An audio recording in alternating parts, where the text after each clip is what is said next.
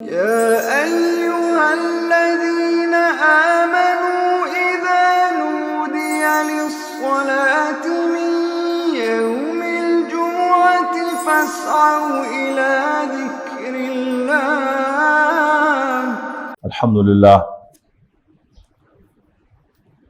لله نحمده ونستعينه ونستغفره ونؤمن به ونتوكل عليه ونعوذ بالله من شرور أنفسنا ومن سيئات أعمالنا من يهده الله فلا مضل له ومن يضلله فلا هادي له ونشهد أن لا إله إلا الله وحده لا شريك له ونشهد أن سيدنا محمدا عبده ورسوله أرسله بالهدى ودين الحق ليظهره على الدين كله وكفى بالله شهيدا فصلى الله عليه وسلم تسليما كثيرا كثيرا اما بعد فاعوذ بالله من الشيطان الرجيم بسم الله الرحمن الرحيم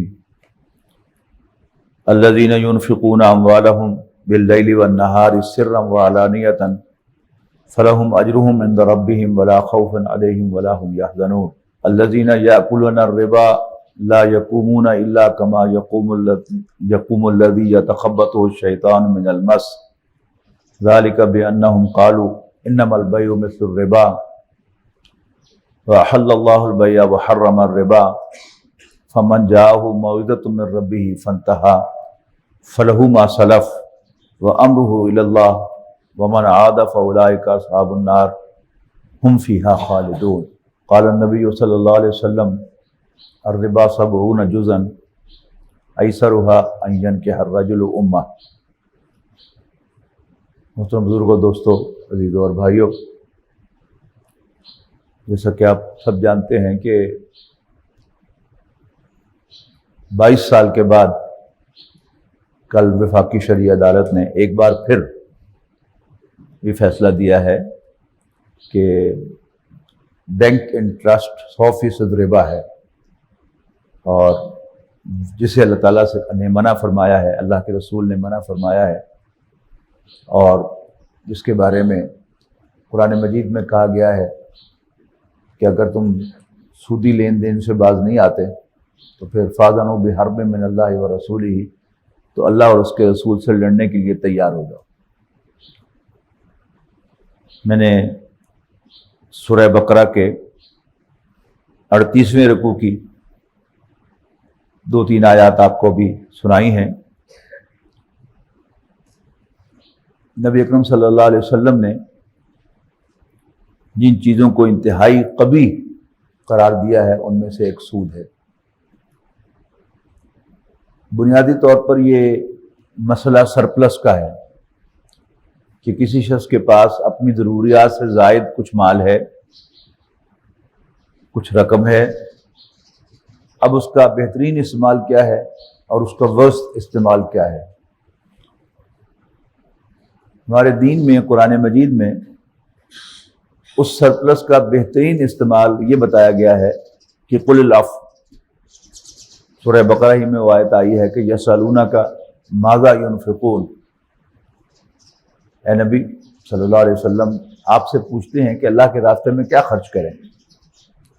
قل العفو، جو تمہاری ضرورت سے زائد ہے وہ اللہ کے راستے میں دے دو۔ یہ تو بہترین استعمال ہے کہ انسان اس کو کسی صدقہ و خیرات کر دے، کسی حاجت مند کو، کسی ضرورت مند کو دے دے، کسی مسکین کو دے دے، اللہ کے راستے میں لگا دے۔ یہ تو ہے اس کا بہترین استعمال۔ اس سے کمتر کیا ہے کہ تم اپنے کسی بھائی کو قرض حسنہ کے طور پر دے دو کہ وہ اپنا کاروبار چلا لے، اپنا کام چلا لے، اور سہولت کے ساتھ وہ واپس کر دے۔ اس میں پھر ایک ترغیب ہے کہ اگر تم سمجھو کہ تمہارا بھائی تمہارا پیسہ، تمہارا مال واپس کرنے کی پوزیشن میں نہیں ہے تو پھر تم اس کو معافی کر دو۔ یہ قرض حسنہ کی اصل ڈیفینیشن ہے۔ تیسرے درجے میں یہ کہا گیا ہے کہ تم کسی کے ساتھ نفع اور نقصان کی شراکت میں پارٹنرشپ کر لو، یہ بھی جائز ہے۔ یہ 3 صورتیں تو اس سرپرست کے ساتھ جائز صورتیں ہیں، اور جو چوتھی صورت ہے پھر وہ کیا ہے کہ تم سود پر یہ رقم کسی کو دے دو۔ سود کیا ہے کہ سرمائے کو آن اٹس اون گرو کرنے کی اجازت دینا۔ ایک ہے کہ آپ نے سرمایہ اپنا کہیں انویسٹ کیا اور اس میں ایکچولی کوئی گروتھ ہو رہا ہے یا کوئی نقصان ہو رہا ہے، آپ اس سارے کو بیئر کر رہے ہیں، لیکن آپ کہتے ہیں کہ جی یہ گرو کرتا ہے سرمایہ کہ نہیں کرتا خود، لیکن جو قرض دینے والا ہے جس کا اصل سرمایہ ہے وہ کہے مجھے تو ہر صورت میں سرمایہ چاہیے، اور پھر اس پر بس نہ کرے، باقاعدہ فکس کرے کہ اتنا سرمایہ مجھے چاہیے، خواہ جو اس کو استعمال میں نہ رہا ہو وہ ڈوب جائے یا اس سے کچھ رقم بنا لے، کچھ سرمایہ حاصل کر لے، اس سے کوئی سروکار نہ ہو۔ یہ جو ہے یہ سود ہے۔ قرآن مجید میں یہ کہا گیا ان آیات کے اندر کہ جو وہ آیات میں نے نہیں سنائی، آگے جا کے آتی ہیں، کہ یہاں یہ فرمایا گیا کہ آپ سے پوچھتے ہیں، یہ کہتے ہیں ذالک بانہم قالوا، یہ بات اس لیے واضح کرنے کی کوشش کی جا رہی ہے، ضرورت پیش آ رہی ہے کہ یہ کہتے ہیں کہ انما البیع مثل الربا، کہ کاروبار بھی تو سود جیسا ہی ہے، اور آج بھی آ کر لوگ آرگو کرتے ہیں کہ جی ایک شخص کے پاس 1 کروڑ روپیہ ہے، وہ ایک گھر بنا لیتا ہے اور اس سے کرایہ حاصل کرتا ہے ہر مہینے، اور ایک دوسرا شخص اسی کروڑ روپے کے ساتھ یا ویسے ہی 1 کروڑ کے ساتھ بینک میں جمع کر کے ہر مہینے اس کا منافع لیتا ہے۔ ان میں کیا فرق ہے؟ یہ وہ سوال ہے کہ جو یہاں پر اٹھایا گیا ہے، اس کا جواب بڑا خوبصورت دیا گیا، وَأَحَلَّ اللَّهُ الْبَيْعَ وَحَرَّمَ الرِّبَا، اللہ تعالیٰ نے کاروبار کو جائز اور سود کو حرام کیا ہے۔ یعنی no matter how similar are they, کتنی ہی ان کے درمیان مشابہت ہو، کتنے ہی آپ نکات بنا لیں کہ یہ بھی ایسا، یہ بھی ایسا، یہ بھی ایسا، یہ بھی ایسا، یہ حلال ہے، یہ حرام۔ نبی اکرم صلی اللہ علیہ وسلم نے اس کو اور زیادہ واضح کر دیا کہ سود کے گناہ کے 70 حصے ہیں، اور ان میں سے ہلکا ترین بھی ایسے ہے کہ کوئی شخص اپنی ماں کے ساتھ نکاح کرے۔ اس کو ذرا کھولیں گے آپ تو سمجھ میں آئے گا کہ آپ نیچے آ جائیں، یعنی 70ویں حصے پر آ جائیں، اس کے بھی 70ویں حصے پر۔ تو وہ کیا ہے کہ ایک نوجوان ہے کہ جس کے والدین فوت ہو چکے ہیں، اس کی ایک جوان بہن بھی ہے، بس یہ 2 ہی ہیں پورے خاندان میں۔ تو یہ بھائی جو ہے یہ اپنے لیے بھی رشتہ ڈھونڈ رہا ہے اور اپنی بہن کے لیے بھی کوئی میچ تلاش کر رہا ہے۔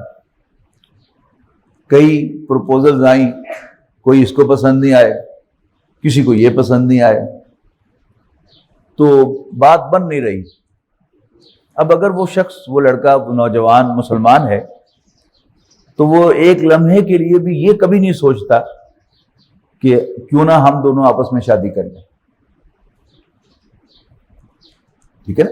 اس لیے کہ شادی میں خواہ وہ کسی سے بھی کی جائے، اگر بہن بھائی بھی شادی کر لیں تو کیا شادی کے جو بنیادی مقاصد ہیں وہ پورے نہیں ہوں گے؟ گھر بن جائے گا، اولاد ہوگی، فرق کیا ہے؟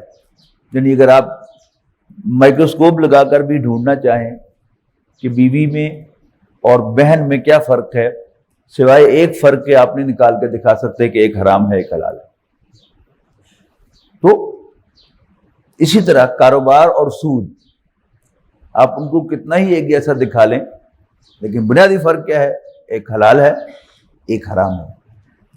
اور مسلمان کے لیے جو اصل چیز ہے وہ یہی ہے کہ سورہ احزاب میں آیا ہے کہ کسی مومن کو زیب نہیں دیتا اور نہ کسی ایمان والی کو زیب دیتا ہے کہ اللہ اور اس کا رسول اس کو کوئی حکم دے اور اس کے پاس کوئی اختیار باقی رہ جائے whether to do or not to۔ یہ ہے اصل میں ہمارا دین، یہ ہے اصل میں اسلام، اور یہ ہیں اسلام اور دین کے تقاضے۔ باقی رہ گیا یہ سوال کہ اس کو حرام کیوں کیا گیا ہے.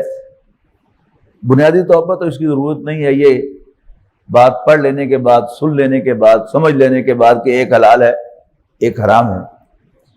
اصل میں جو ضرورت اس بات کے سمجھنے کی ہے کہ دین ہی نے ماں کو، بیٹی کو، بہن کو، پھوپھی کو، خالہ کو، بھتیجی کو، بھانجی کو حرام کیا ہے.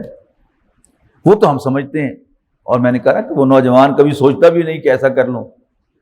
بلکہ مجھے ایک دلچسپ واقعہ یاد آ گیا کہ ایک صاحب نے خود بتایا کہ مولانا مودودی رحمہ اللہ کا جہاں رہائش تھی، جہاں پر وہ دفن ہے، اسی لان کے اندر وہ عصر کی نماز کے بعد بیٹھ جایا کرتے تھے.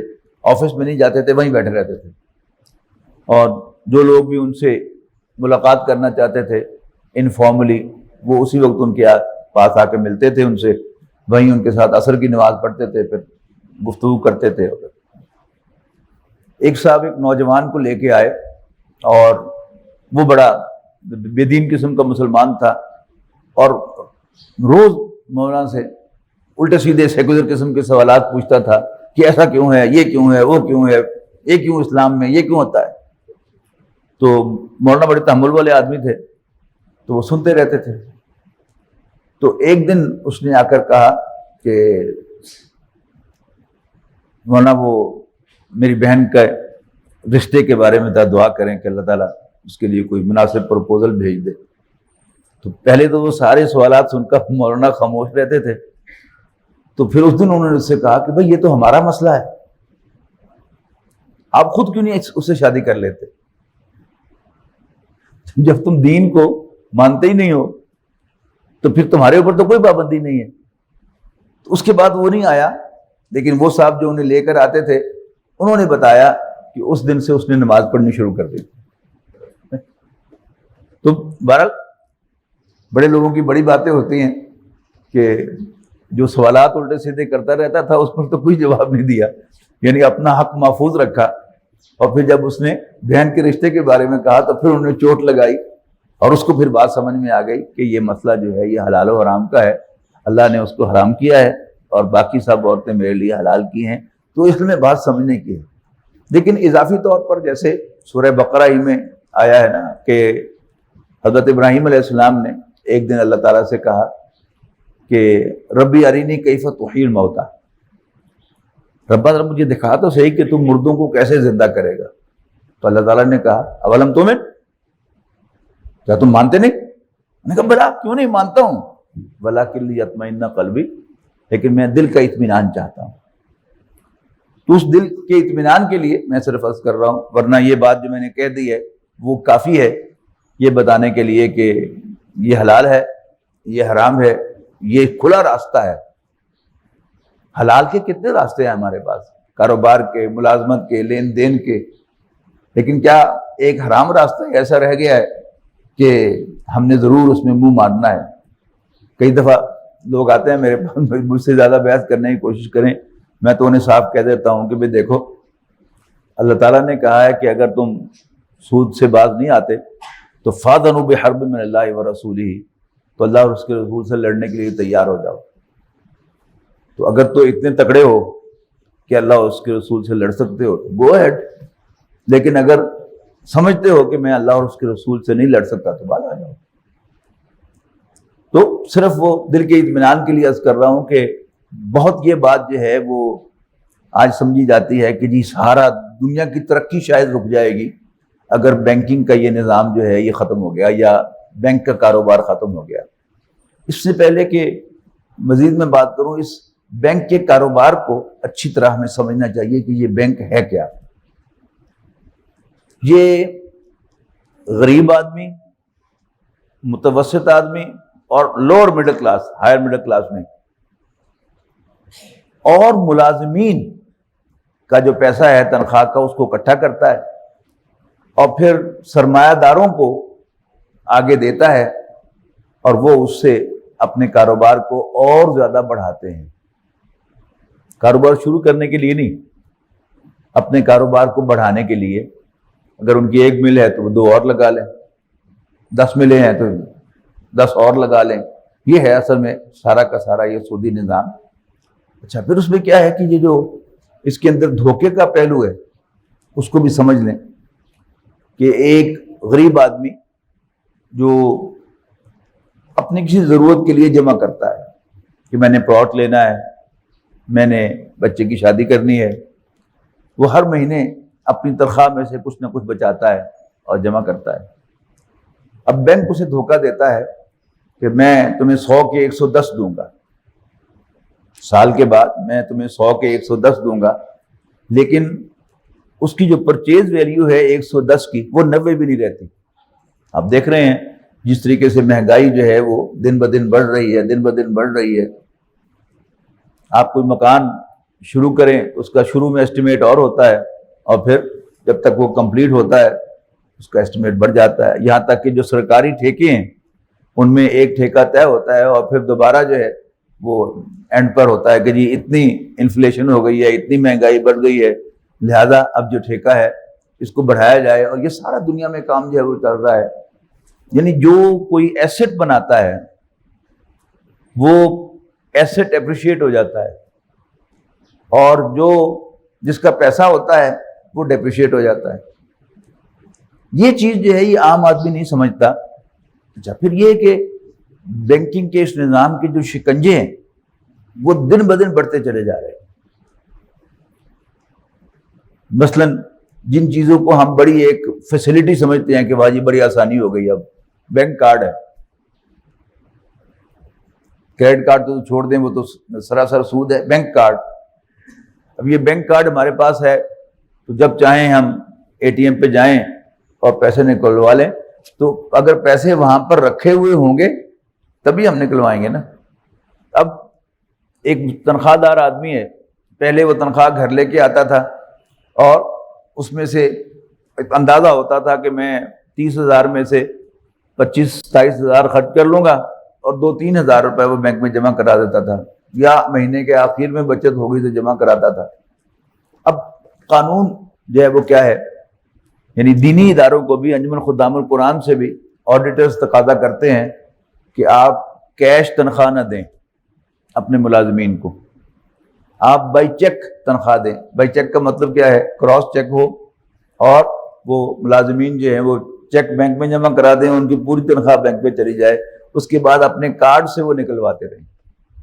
تو بینک سے 30,000 تنخواہ ہے وہ بینک میں چلی گئی اور وہ مہینے کے شروع میں 10,000 جو ہے وہ اس میں سے نکال لے گا, باقی 20,000 وہاں پڑے ہوں گے. پھر ضرورت کے ساتھ ساتھ وہ 2-3 ہزار جو ہے وہ نکالتا رہے گا, اور by the end of the month بھی اس کے 4-5 ہزار روپے وہیں پڑے ہوں گے. کس کے لیے؟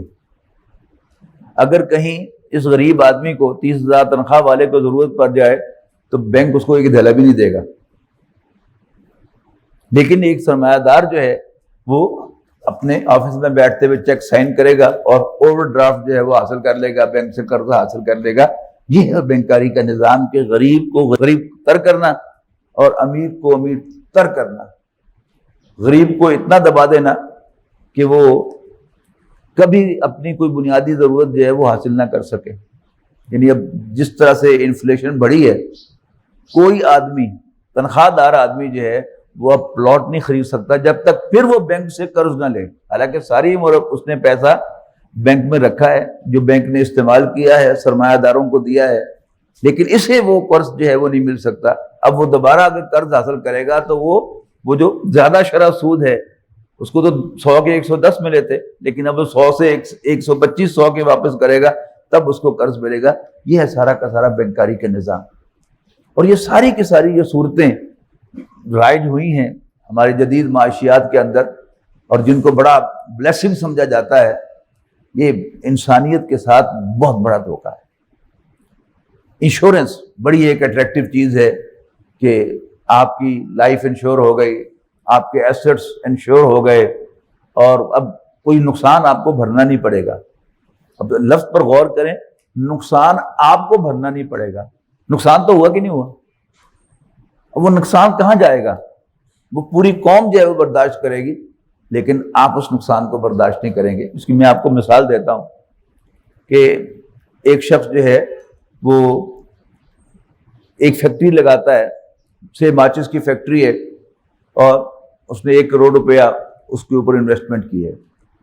اب وہ انشور کرا دیتا ہے اس کو، اور پھر اس کے بعد اس کو آگ لگ جاتی ہے. ماچس کی فیکٹری کو آگ لگنے میں کیا دیر لگتی ہے، سارا کچھ ہی وہ جلنے والا ہی ہے. اس کی وہ لکڑی جو ہے تیلی ہے اس کی، وہ بھی لکڑی ہے، اور وہ مسالہ تو ہے ہی آگ ہے. تو کسی بھی وقت تھوڑی سی ہوئی تو سب کا سب جل کر راکھ ہو جائے گا. اب انشورنس کمپنی کیا کہتی ہے کہ تم مجھے سالانہ جو ہے وہ پریمیم دیتے چلے جاؤ، اور پھر اگر نقصان ہوگا تو میں تمہارا وہ نقصان کمپنسیٹ کر دوں گی. کمپنی کہتی ہے، انشورنس کمپنی. اب نقصان تو ہو گیا، لیکن اس کو 10 کروڑ اپنا 1 کروڑ روپیہ اگر مل جائے گا تو اب پوری قوم وہ لاس برداشت کرے گی. ٹھیک. اچھا، پھر دوسری بات نوٹ کیجئے گا کہ اس فیکٹری کے مالک نے جو پریمیم ادا کیا ہے انشورنس کمپنی کو، وہ اس کو اپنے ایکسپینڈیچرز میں ڈالتا ہے. اب ایکسپینڈیچر میں ڈالا ہے تو اس کی بنیاد پر کاسٹ کیلکولیٹ ہو رہی ہے، اس کی قیمت کیلکولیٹ ہو رہی ہے ماچس کے ڈبیا کی. تو اب وہ انشورنس جو ہے وہ بھی کنزیومر پے کر رہا ہے، لیکن انشور کس کا ہوا ہے مال؟ وہ اس سرمایہ دار کا ہوا ہے. یہ تو ہے وہ آن پیپر جو انشورنس کا نظام ہے، باقی اس میں جو گند ہے اس کا آپ کو اندازہ ہی نہیں ہے کہ یہ جتنی بھی فیکٹریوں کو آگ لگتی ہے، اور اخبار میں آپ پڑھتے ہیں، باقاعدہ اخبار میں بھی خود ہی دیتے ہیں کہ فائر بریگیڈ جو ہے وہ 8 گھنٹے کے بعد پہنچا. وہ ہوتا کیا ہے، ساری ایک ملی بھگت ہوتی ہے کہ اصل مال کو تو آگ لگنی نہیں ہوتی. ظاہر ہے انہوں نے پورا انتظام کیا ہوتا ہے، اور وہ کچرا ہوتا ہے جس کو وہ آگ لگاتے ہیں. اور فائر بریگیڈ کو پہلے پتا ہوتا ہے کہ آگ لگنی ہے، ٹیلی فون آئے گا، اور وہ کوئی نہ کوئی بہانہ بنا کے اس کو پوسٹ پون کریں گے، اور پھر یہ انشور کیا جائے گا کہ سارا مال 10 کروڑ کا 20 کروڑ کا جل کے راکھ ہو گیا.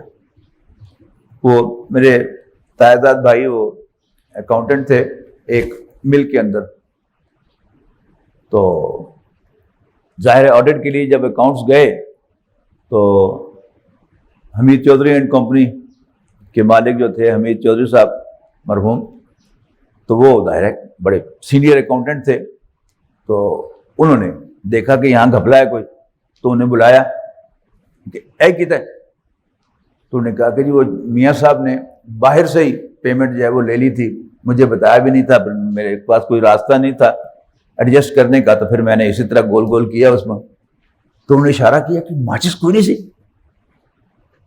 کیا ہے یہ کہ جب بھی پیسہ نکالنا ہو کاروبار میں سے تو کوئی ڈرامہ کرو اور وہاں آگ لگا دو، اور پھر شو کرو کہ وہ 10 کروڑ جو ہے وہ جل گیا ہے، حالانکہ جلا نہیں ہوتا.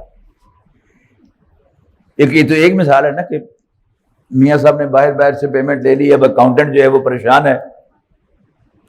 تو اس کے لیے سارے دھندے جو ہیں باقاعدہ آڈیٹر ہی یہ سکھاتا ہے. آڈٹ جس نے آڈٹ کرنا ہے وہی یہ سکھاتا ہے. اور یہ ہمارے پروفیشنز جو ہیں یہ واقعی پروفیشنز ہیں اس اعتبار سے.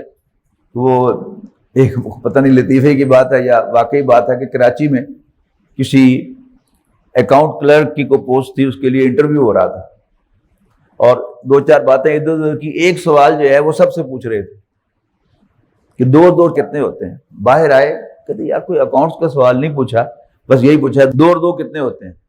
ظاہر ہے اس کا جواب ہے 4. تو ایک ان میں سے اکاؤنٹنٹ تھا واقعی پروفیشنل، تو اس سے بھی یہی سوال پوچھا. تو اس نے کہا ادھر ادھر دیکھ کے آپ کو کتنے چاہیے؟ انہوں نے کہا یو آر سلیکٹڈ. اب یہ پروفیشنل جو ہیں یہ باقاعدہ بنے ہی اس کام کے لیے ہوئے ہیں کہ ہیرا پھیری کیسے کرنی ہے. تو پھر ہمارے ملک کا ہمارے معاشرے کا اللہ ہی حافظ ہے. تو اصل میں یہ جو سودی نظام ہے سارا کا سارا، یہ سودی نظام اصل میں غریب کو اور زیادہ دبانے کے لیے اور اس کی جیب سے اور زیادہ پیسے نکلوانے کے لیے بنا ہے. یہ انسانی فلاح و بہبود کے لیے نہیں بنا ہوا. ایک صاحب لاہور سے آئے، نوجوان تھے، اور تو رحمۃ اللہ بٹر صاحب ہمارے بزرگ تھے. ان کے بیٹے کا مجھے فون آیا کہ کل آپ فیصل آباد میں ہی ہیں. میں نے کہا جو میرا ایک دوست آ رہا ہے وہ آپ سے ملنا چاہتا ہے. میں نے کہا آ جائے. اگلے دن اس کا فون آیا، میں نے کہا آ جاؤ، میں بیٹھا ہوں قرآن اکیڈمی میں ہی آفس میں، آ جاؤ. تو 2 حضرات وہ آ گئے. تو بار بار مجھ سے کہہ رہے ہیں کہ فائنینسنگ کا کیا انتظام اسلام نے بتایا ہے. خیر ان کو تو اس وقت تو مجھے ان کی بات سمجھ نہیں آئی. میں کہ میں کوئی اکاؤنٹنٹ نہیں ہوں یا اکانومسٹ نہیں ہوں, یہ جو ایکسپرٹس ہیں وہی آپ کو بتا سکتے ہیں. لیکن جب وہ چلے گئے تو پھر میں ان کے اندر کی بات سمجھ گیا کہ میں دوسرے کے پیسے سے کاروبار کیسے کر سکتا ہوں. اور یہی سارا بینکنگ کا نظام ہے کہ دوسرے کا مال دوسرے کا ہو, غریب آدمی کا مال ہو, اور اس کو بتائے بغیر, اس کی اجازت کے بغیر میں وہ پیسہ اس کا وہ سرمایہ میں اپنے کاروبار میں لگا کر اس سے نفع کیسے کما سکتا ہوں, وداؤٹ لیٹنگ ہم نو, وداؤٹ گیونگ ہم اے شیئر. یہ ہے بینکاری کا نظام. تو دوسروں کے مال پر کاروبار کرنا. اچھا, اب کہا کیا جاتا ہے کہ اگر یہ بینکاری کا نظام ختم ہو جائے گا تو انڈسٹری ختم ہو جائے گی. یہ بڑی بڑی جو ایلیفنٹس ہیں, وائٹ ایلیفنٹس, وہ شاید بند ہو جائیں, وہ بھی نیا راستہ کو نکالیں گے. لیکن اگر آپ اس کی بجائے کاٹیج انڈسٹری کو کریں گے سپورٹ, تو انشاءاللہ ملک کی اکانومی اور زیادہ ترقی کرے گی اور ملک اور زیادہ خوشحال ہوگا, اور انشاءاللہ اس کے عوام خوشحال ہوں گے, اور اس کے جو صرف سرمایہ دار جو ہیں وہ خوشحال سے خوشحال تر نہیں ہوں گے. یہ جو سارا نظام ہے, اور یہ نظام صرف معاشی نظام نہیں ہے, نظام تعلیم یہ بھی وہی ہے. یعنی پہلے دکاندار کا بیٹا دکاندار, لوہار کا بیٹا لوہار, ترخان کا بیٹا ترخان, اسی طرح سارے پروفیشنز ہوا کرتے تھے. کوئی حکیم ہے تو اس کا بیٹا حکیم ہے.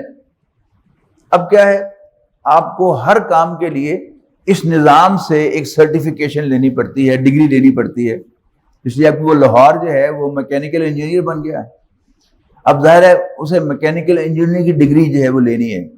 اچھا, مزے کی بات کیا ہے, بڑے غیر محسوس طریقے سے اس لوہار کے بیٹے کو اب اپنے باپ کے ساتھ کام کرتے ہوئے شرم آتی ہے. جس کاروبار کا وہ مالک ہوگا, لیکن کسی اور کے پاس ملازم بننے میں اس کو بڑی عزت معلوم ہوتی ہے کہ میں اسسٹنٹ مینیجر لگ گیا ہوں فلانی ملک کے اندر. پہلے بھی شاید میں نے آپ کو سنایا تھا لطیفہ کہ ملتان میں گیا ہوا تھا 3 سال پہلے, سیرت النبی کا خطاب تھا میرا institute of cost and management account کے اندر, جو ملتان کیمپس ہے ICM میں. تو جو صاحب مجھے ڈرائیو کر کے لے کے گئے, انہیں راستے میں مجھے یہ واقعہ سنایا کہ ایک نوجوان گریجویٹ تھا, نوکری نہیں تھی اس کے پاس, تو کسی گورنمنٹ سیکٹر میں PN کی پوسٹ نکلی چپڑاسی کی, تو اس نے بھی اپلائی کر دیا. اب چونکہ وہ گریجویٹ تھا تو ان کو مجبوراً رکھنا پڑا, اگرچہ ان کا دل نہیں تھا. تو انہوں نے سارا بایو ڈاٹا لیا, آخر میں تھا ای میل ایڈریس. اس نے کہا جی میرا ای میل ایڈریس تو نہیں ہے. تو انہوں نے کہا کہ جب تو ساری کورسپونڈنس ای میل سے ہونی ہے, لہذا آپ کو نوکری نہیں مل سکتی, آؤٹ کر دیا. اس کے بعد وہ وہاں سے گھر چلا پیدل, انٹرویو کی جگہ سے پیدل گھر کی طرف چلا. راستے میں سبزی منڈی پڑتی, تو سبزی منڈی میں سے گزر رہا تھا, اس نے ڈھیر دیکھا ٹماٹروں کا ایک. تو اس نے ایسے ہی چلتے چلتے پوچھ لیا ٹماٹر کی, پتہ لگا 11 روپے کلو ہے, جبکہ مارکیٹ میں تو ٹماٹر 80 روپے کلو تھا. تو اس کی جیب میں ہاتھ ڈالا, 100-150 روپے اس کی جیب میں تھے, اس نے وہ ٹماٹر خرید لیے. وہ ایک بورا جو ہے وہ اٹھا کے گھر لے آیا, اور اس نے مختلف گھروں کے دروازے کھٹکھٹا کر کے جی منڈی سے بڑے سستے ٹماٹر لے کے آیا ہوں, 50 روپے کلو لینے ہیں تو آپ لے لیں. تو سب نے ہاتھوں ہاتھ لے لیے ٹماٹر, بہت سستے, 80 روپے کہاں, 50 روپے کہاں. تو اس نے دیکھا ہے میں تو خام خواہ نوکری کے پیچھے پڑا ہوں. تو اس نے روز منڈی جانا شروع کر دیا اور سبزی لے کے آتا, فروخت کرتا. اللہ نے برکت دے دی. اسی محلے میں اس نے دکان بنا لی, ایک کرائے پہ لے سبزی کی, سبزی بیچنے لگا. اللہ نے برکت دی, 5-6 سال میں اس نے وہ دکان خرید لی. اللہ نے اور برکت دی. تو یعنی ٹوٹل 15 سال کے بعد اس نے وہ دکان ڈیمولش کر کے 3 منزلہ ایک عمارت جو ہے وہ کھڑی کر لی. تو انشورنس والے آ گئے. تو انہوں نے کہا کہ جی اس کو آگ لگ سکتی ہے, یہاں کوئی سامنے سے آدمی پھسل سکتا ہے, اس کے اوپر سے کوئی چھلانگ مار سکتا ہے, خودکشی کر سکتا ہے. تو کہتا ہے میں پھر کی کرا. تو انہوں نے کہا جی انشور کروا لو. انہوں نے کہا یہ کیوں ہوتا؟ تو انہوں نے سمجھایا کہ اس طرح ہوگا. انہوں نے کہا ٹھیک ہے کر دو انشور. تو انہوں نے بھی سارا بایو ڈیٹا لیا, آخری کالم تھا ای میل ایڈریس. تو اس نے کہا اگر میرا ای میل ایڈریس ہوتا تو پھر یہ پلازا نہیں بن سکتا، کہ پلازا تو بنا ہی اس لیے ہے کہ میرا ای میل ایڈریس نہیں ہے۔ تو یہ جو یعنی ہمارا جو نظام تعلیم ہے، اگر اس کو آپ دیکھیں تو یہ ہمارے اندر نوکری کی خواہش پیدا کرتا ہے۔ یعنی ہمارے ابھی رمضان سے پہلے آئے بھی تھے، تشریف لائے بھی تھے، جمعہ پڑھایا تھا انہوں نے، ڈاکٹر طاہر خاکوانی صاحب، وہ ڈاکٹر بھی ہیں اور ذمہ دار بھی ہیں، تو انہوں نے خود بھی ڈاکٹر سارا احمد صاحب کے کہنے پر یعنی پریکٹس نہیں کی، MBBS بھی کیا اور ڈپلومہ ان کلینکل پیتھولوجی بھی کیا۔ تو ڈاکٹر سار صاحب نے کہا کہ آپ کو اللہ تعالیٰ نے وسائل دیے ہیں، آپ کے پاس زمین ہے، تو ڈاکٹر تو اور بھی بہت ہیں، آپ قرآن مجید کی خدمت کے لیے اپنے آپ کو وقف کر دیں۔ تو الحمدللہ پھر انہوں نے پریکٹس نہیں کی اور پھر دینی کی خدمت کی، اور قرآن اکیڈمی ملتان کے وہی ذمہ دار ہیں جیسے میں یہاں پر ذمہ دار ہوں۔ تو ان کے بیٹے نے یہ اس میں ٹیلی کمیونیکیشن میں BS کر لیا، تو اب میں نے ان کو کہا، پھر دوست ظاہر ہے میرے، میں نے کہا جی اب یہ کرے گا نوکری، ہاؤس جاب کی حد تک اپنی ٹریننگ مکمل کرنے کے لیے بے شک کرنے دیں، لیکن اس کو نوکری نہ کرنے دیں، اس لیے کہ اگر اس کو نوکری کا چسکا پڑ گیا، ہر مہینے کچھ لگی بندی تنخواہ آنے لگی تو پھر ذرا، اور پھر وہاں پر ایک عزت ہوتی ہے، تو پھر یہ ساری عمر جو ہے بیکار ہو جائے گی۔ الحمدللہ پھر میں کہا جی اف ایٹ آل وہ چاہے کہ میں اپنے پروفیشن میں رہنا ہے تو اس کو موبائل فونز کا کاروبار شروع کرا دیں کہ جو اس کے پروفیشن سے متعلق ہے، لیکن اس کو نوکری نہ کر دیں۔ تو الحمدللہ بات ان کی سمجھ میں آئی، اور پھر بالآخر وہ بیٹا بھی اپنے بڑے بھائی کے ساتھ پھر زمین پر چلا گیا۔ اب وہ دونوں بھائی اپنی زمینوں کی دیکھ بھال کرتے ہیں، جو بھی اللہ تعالیٰ ان کو اس میں سے یافت دیتا ہے بہت زیادہ دیتا ہے۔ نوکر جو ہے وہ ساری عمر نوکری رہتا ہے، اور وہ کروڑوں روپے سرمایہ داروں کو کما کے دے رہا ہوتا ہے، لیکن اس کو وہ اس کے منہ میں وہ زیرہ ڈال رہے ہوتے ہیں، وہ 2 لاکھ روپے تنخواہ دے دیں، 10 لاکھ روپے دے دیں، لیکن جتنا وہ کما رہے ہیں، جتنا وہ ان کے لیے ہیلپ فل ہے، اس کے حساب سے اس کو کچھ بھی نہیں دے رہے ہوتے۔ لیکن بہرحال انسان کے اندر جو نوکری کی خواہش پیدا ہوتی ہے، اور پھر انسان ایک رسک محسوس کرتا ہے کہ وہ اتنی اچھی تنخواہ ہے میری، نوکری چھڈاں گا، کاروبار شروع کروں گا، پتہ نہیں چلے گا کہ نہیں چلے گا، یہ بھی ہاتھوں کو آ بیٹھا۔ یعنی ایک پورا کا پورا ایک وشیس سرکل ہے کہ جو انسان اپنے گرد جو ہے وہ کھینچ لیتا ہے، اور ایک جال کے اندر پھنس جاتا ہے کہ جس میں سے پھر وہ نکل نہیں سکتا۔ تو یہ سارا کا سارا نظام سودی نظام، اللہ تعالیٰ ججز کو جزائے خیر دے جنہوں نے کل وہ فیصلہ سنایا ہے سود کے خلاف۔ اور یہ پہلی دفعہ نہیں ہے، یہ بھی میں آپ کو بتا دوں کہ تھوڑی سی ہسٹری بھی بتا دوں آپ کو کہ قائد اعظم نے جب پہلی قانون ساز اسمبلی کے اندر، بلکہ اسٹیٹ بینک کے افتتاح کے موقع پر انہوں نے فرمایا تھا کہ جلد از جلد ہمیں سودی نظام کو ختم کرنے کے لیے اقدامات کرنے چاہیے۔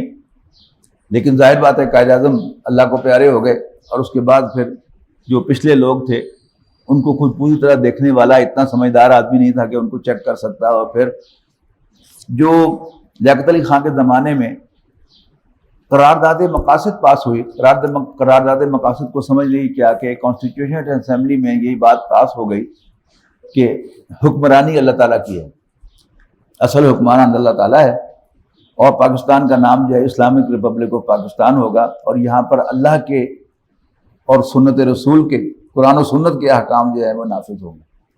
لیکن جو قانون کے ماہرین تھے، ظاہر ہے باہر سے مولانا مودودی نے اس کے لیے مہم چلائی، اور بوریاں کی بوریاں جو ہیں خطوط کی پہنچائیں اسپیکر قومی اسمبلی کو اسلامی نظام کے یہ قرارداد پاس کرنے کے لیے، اور اندر سے مولانا شبیر احمد عثمانی رحمۃ اللہ علیہ نے کوشش کی، اور یہ قرارداد پاس ہو گئے۔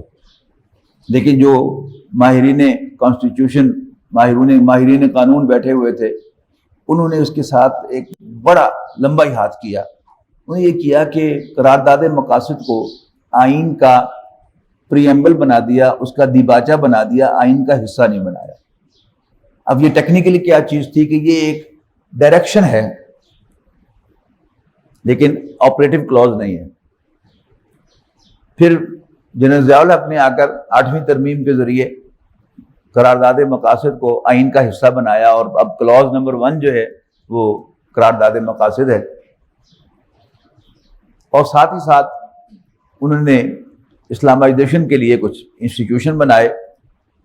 ان میں ایک ادارہ انہوں نے بنایا کہ جو پہلے اسلامی مشاورتی کونسل تھی اس کو انہوں نے اسلامک آئیڈیالوجی کونسل بنا دیا اور اس کو کانسٹیٹیوشنل ایک حیثیت اس کو دے دی, اور یہ طے کیا کہ وہ سارے جتنے بھی قوانین ہیں ملکی ان کو ریویو کرتی رہے گی, ان کا جائزہ لیتی رہے گی, اور اس کے بارے میں اپنی رپورٹس پارلیمنٹ میں پیش کرتی رہے گی کہ یہ قانون جو ہے وہ غلط ہے, یہ اسلام کے خلاف ہے, یہ سنت کے خلاف ہے, یہ قرآن کے خلاف ہے. اب وہ آئین کی شک کیسے پوری ہوتی ہے وہ بھی میں آپ کو بتا دوں. ڈاکٹر تنزیل الرحمان صاحب ایک مرتبہ ایک سیمینار میں لاہور تشریف لائے قرآن آڈیٹوریم میں, تو انہیں بتایا کہ یہ وہ جس دن ایجنڈے میں وہ آئٹم ہوتا ہے کہ آج آئیڈیالوجی کونسل کی رپورٹ پیش کی جائے گی, تو ممبران اسمبلی کے ڈیسک سے اوپر وہ بنڈل جو ہے ان رپورٹس کے پڑے ہوئے ہوتے ہیں پہلے سے, اور اسپیکر کہتا ہے جی next report of the Islamic ideology council, اور نیچے جو سیکریٹری بیٹھا ہوتا ہے وہ کہتا ہے پریزنٹڈ, نیکسٹ رپورٹ پریزنٹ ہو گئی, اور شاید ممبران اسمبلی اتنی بھی تکلیف گوارا نہیں کرتے ہوں گے کہ وہ ان کو اٹھا کر اپنے چیمبر میں لے جائیں. یہ پریزنٹیشن ہو گئی. دوسرا ادارہ 8ویں ترمیم کے تحت جو بنا وہ شرعی عدالتیں تھیں.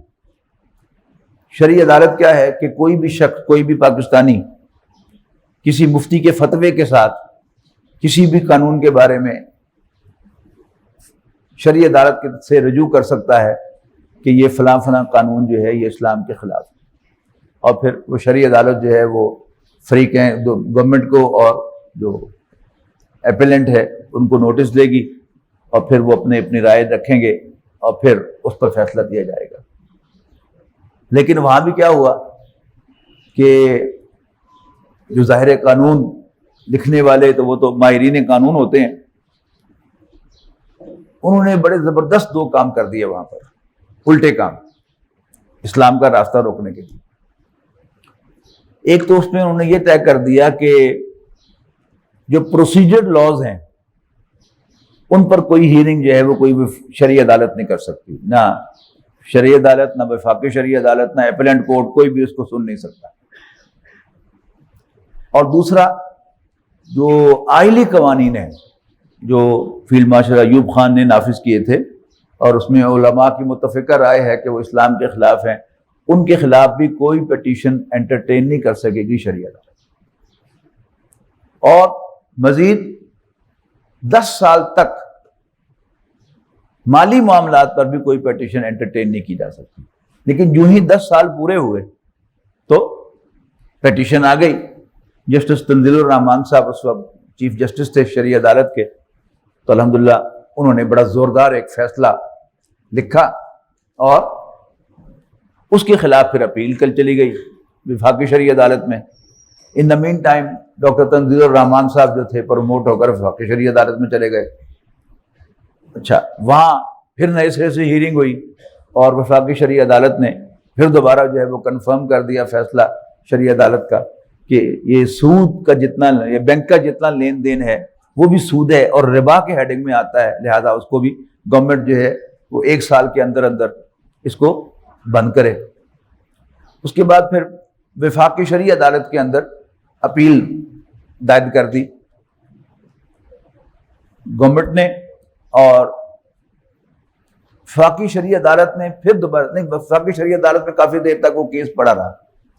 جنرل پرویز مشرف کے دور میں انہوں نے یہ کیا کہ مفتی تقی عثمانی صاحب کو وہاں ہٹا دیا وہاں سے, اور ایک اور جج جو تھے جن سے تھا کہ یہ پکے ہیں اور یہ ہماری رائے کے مطابق نہیں فیصلہ دیں گے, ان کو نکال دیا. جو 2 نئے جج لا کر بٹھائے اور وہاں سے فیصلہ جو ہے وہ فٹافٹ کروا دیا, اور یہ کہا کہ جی فلم میں فلاں فلاں فلاں ہے, اور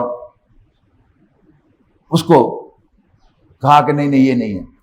اس کے بعد پھر انہوں نے یعنی پچھلی جو گورنمنٹ تھی نواز شریف صاحب کی, اس کے دوران یہ فیصلہ آیا, اور پہلے مسلم کمرشل بینک اپیل میں چلا گیا اس کے خلاف، پھر اس کے پیچھے پیچھے UBL بھی چلا گیا اپیل میں، اور پھر گورنمنٹ خود بھی چلی گئی اس کے خلاف اپیل میں کہ نہیں یہ اس فیصلہ جو ہے یہ غلط ہے اور اس کے بغیر ملک کا نظام نہیں چل سکتا، اور یہ ساری کہانیاں جو ہوتی ہیں وہ ڈالی گئیں۔ اچھا، جب یہ اپیلنٹ بینچ میں گیا تو اپیلنٹ بینچ نے اس کو واپس وفاقی شرعی عدالت میں بھیج دیا، اور 14 نکات جو ہے وہاں پر اس میں ڈال دیے کہ یہ چیزیں جو ہیں وفاقی شرعی عدالت میں فیصلہ کرتے ہوئے کنسیڈر نہیں ہوئی، حالانکہ وہ ساری کی ساری باتیں جو ہیں اس فیصلے کے اندر موجود تھی، ان کا ریفرنس موجود تھا۔ مقصد تو تھا اس معاملے کو ذرا لنگر آن کرنا۔ اب وہ کافی سالوں کے بعد پھر جو ہے اب یہ کل فیصلہ جو ہے وہ وفاقی شرعی عدالت نے سنایا ہے۔ اب دیکھیے اللہ تعالیٰ ان کو توفیق دے اور اللہ تعالیٰ کے اس فیصلے کو یہ قبول کر لیں اور اس کو خام خواہ لنگر آن نہ کریں۔ اندیشہ یہ ہے کہ 5 سال کا وقت ہے اور یہ 5 سال ویسے گزار دیں گے حکومت جو ہے، اور پھر جب 5 سال پورے ہونے کو آئیں گے تو پھر یہ اپیل میں چلے جائیں گے۔ ایک دفعہ جب وہ کیس اپیل میں چلا جاتا ہے تو وہ اس سے وہ ایک قسم کا سٹے میں چلا جاتا ہے، اور جب تک اس کا فیصلہ نہیں ہوتا پھر ہوتا ہے، پھر وہ کیسے کریں گے کیا نہیں کریں گے۔ نیت جب تک درست نہ ہو اس وقت تک کوئی کام سیدھا نہیں ہوتا۔ ہماری حکومتیں، کوئی بھی حکومت ہو، ان کی اس معاملے میں نیت درست نہیں ہے کہ وہ سمجھتے ہیں کہ سود کے بغیر کاروبار نہیں چل سکتا، اور اللہ اور اس کے رسول کی بات بس ویسے ہی پرانی بات ہے، پتہ نہیں کیا اپنے ذہن کو وہ کیسے سہارا دیتے ہیں۔ ورنہ اگر ہم غور کریں تو ایک مسلمان بقائمی ہوش و حواس کبھی اللہ کی بات کو، قرآن مجید کی بات کو یا نبی اکرم صلی اللہ علیہ وسلم کی بات کو بیکار قرار نہیں دے سکتا، غلط قرار نہیں دے سکتا، اس کے خلاف کھڑا نہیں ہو سکتا۔ لیکن بہرحال یہ ہم سب مسلمان بھی ہیں، اللہ ہم سب کو معاف کرے، ہم اس کے خلاف کھڑے بھی ہوتے ہیں، اس کے خلاف آواز بھی اٹھاتے ہیں، اور کوشش کرتے ہیں کہ اللہ اور اس کے رسول کے یہ فیصلے نافذ نہ ہوں۔ اللہ تعالیٰ سے دعا ہے کہ اللہ تعالیٰ ہم سب کو بطور انڈیویجولز بھی پکا مسلمان بنائے، سچا مسلمان بنائے۔ ہم سب غور کریں نا اپنی اپنی سطح پر، صرف بینکوں کو اور حکومت کو ہم مورد الزام نہ ٹھہراتے رہیں، اپنے گریبانوں میں بھی جھانکیں۔ ہمارا بھی حال یہی ہے، بہت سے دین کے واضح احکام ہمیں معلوم ہیں، لیکن ہم ان احکام پر عمل نہیں کرتے اور عمل کرنے کا ارادہ بھی نہیں رکھتے۔ ہم اس برائی سے تائب ہونے کا بھی کوئی ارادہ نہیں رکھتے۔ تو آج یہ 27واں روزہ ہے، یہ جمعۃ الوداع ہے، سیل لگی ہوئی ہے اللہ تعالیٰ کی طرف سے، تو لیٹس گو فار اٹ۔ اللہ تعالیٰ کی سیل سے فائدہ اٹھائیں، معافی مانگیں، توبہ کریں۔ ہم توبہ کریں گے تو اللہ تعالیٰ ہمارے حکمرانوں کو بھی توفیق دے گا، اور ان کو بھی یہ بات جو ہے وہ سمجھا دے گا کہ فائدہ جو ہے وہ عوام کا فائدہ، اور یہ کہ سیاسی حکومتیں جو ہوتی ہیں، جمہوری حکومتیں، وہ عوام کی محتاج ہوتی ہیں۔ جب عوام خوشحال ہوں گے تو انشاءاللہ اگلے الیکشن میں ان کو ووٹ بھی ملے گا، تو ان کو اللہ تعالیٰ اس کے رسول سے بیر نہیں ہونا چاہیے۔ انشاءاللہ فائدہ ہی ہوگا، ان کا بھی فائدہ ہوگا، ملک و قوم کا فائدہ ہوگا، عوام الناس کا فائدہ ہوگا۔